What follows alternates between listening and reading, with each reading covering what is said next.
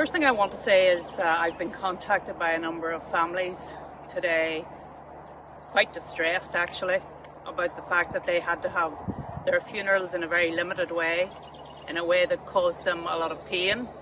A lot of their friends and families couldn't attend those funerals because they abided by the law and they were clear on what the law was.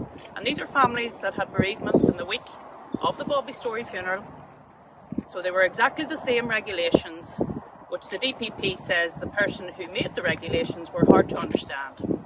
So members of the public were very clear as to what the regulations were at that time. So I think on the first point on the DPP's reasons for not directing prosecutions in relation to 24 elected representatives of Sinn Féin is a nonsense. It's perverse.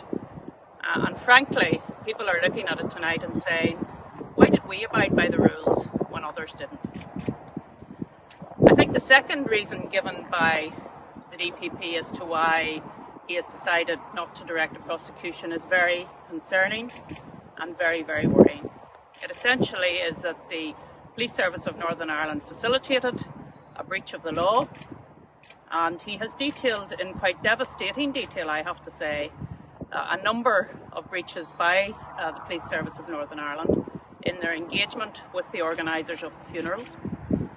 Not even on the day of the funeral, but going back to the 26th of June, when they had engagement, when there were 400 people outside the Story family home, and they decided not to take action. By the fact that they stood alongside the funeral cortege as 2,000 people progressed past them and said nothing.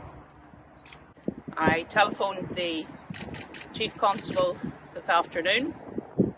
I had a very direct conversation with him and told him that I felt he should resign. If he cared about policing, if he cared about confidence in policing across Northern Ireland, then he should resign. I understand that he has said he's not resigning.